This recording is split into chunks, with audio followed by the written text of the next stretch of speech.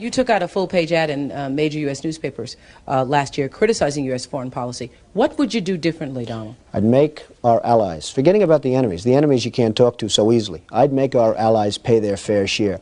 We're a debtor nation. Something's going to happen over the next number of years with this country, because you can't keep going on losing $200 billion, and yet we let Japan come in and dump everything right into our markets and everything. It's not free trade. If you ever go to Japan right now and try to sell something, forget about it, Oprah. Just forget about it. It's almost impossible. They don't have laws against it. They just make it impossible.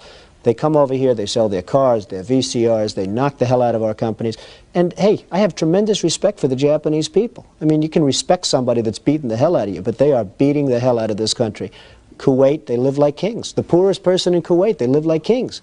And yet they're not paying. We make it possible for them to sell their oil. Why aren't they paying us 25% of what they're making? It's a joke. This sounds like political, presidential talk to me, and I know people have talked to you about whether or not you want to run. Would you ever?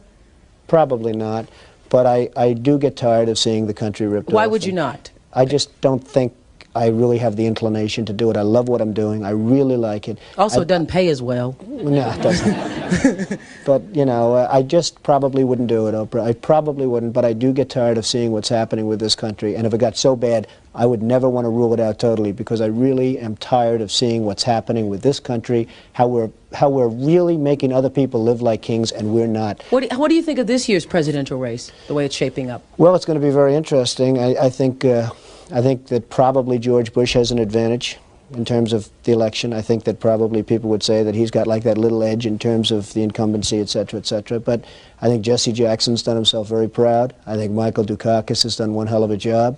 And George Bush has done a hell of a job. You know, they all went in there sort of as semi-underdogs, including George Bush, and they've all come out. I think people that are around all three of those candidates can be very proud of the jobs they've done. You've said, though, that if you did run for president, you believe you'd win.